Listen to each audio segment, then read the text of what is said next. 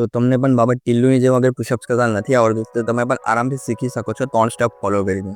બધાથી પહેલો સ્ટેપ છે નેગેટિવ પુલઅપ્સ, નેગેટિવ પુશઅપ્સ.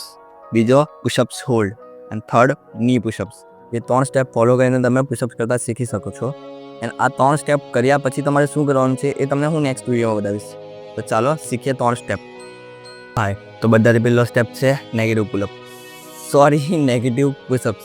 તો હું તમને બતાવ્યું કે નેગેટિવ પુશઅપ્સ કઈ રીતે થાય છે. તો ધ્યાનથી જોજો કે નેગેટિવ પુશઅપ્સ કઈ રીતે થાય.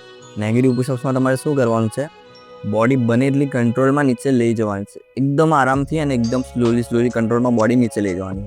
તો ચાલો, બધાથી પહેલો સ્ટેપ નેગેટિવ પુશઅપ્સ. તો આને કહેવાય નેગેટિવ પુશઅપ્સ.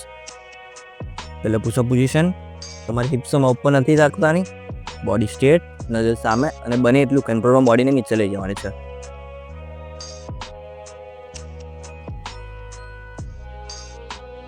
આ રીતે મૂકીને તમે પછી ઉપર ઉઠી શકો છો નોર્મલી. તો પાછળ સ્ટેટ રિપીટ કરશો અને કંટ્રોલમાં નીચે બોડી.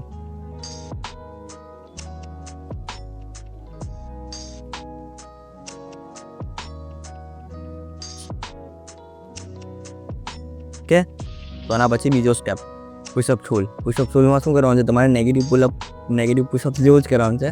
બોડી કંટ્રોલમાં નીચે લઈ જવાની છે પણ વચ્ચે સ્ટોપ કરવાનો છે. તો ચાલો બીજો સ્ટેપ શીખીએ પુશઅપ હોલ્ડ. પુશઅપ હોલ્ડમાં તમારી બોડી જેટલી નીચે જાય એટલી નીચે અને ત્યાં આવીને હોલ્ડ.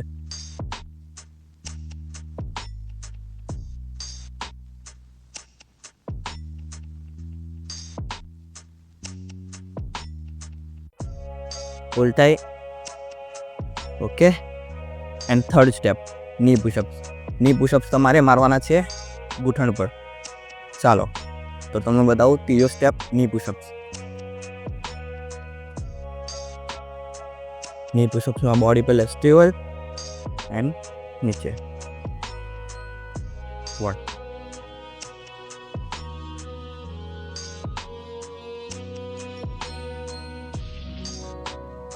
5. આને કહેવાય ની પુશઅપ્સ. ની પુશઅપમાં તમારે ભૂલશો નથી કરવાની. આ રીતે પુશઅપ નથી મારવાના, આમ કે પછી આમ. આ રીતે પુશઅપ બિલકુલ નથી કરવાના. તમારે પુશઅપ્સ કરવાના છે આ રીતે, બોડી સ્ટ્રેટ. 1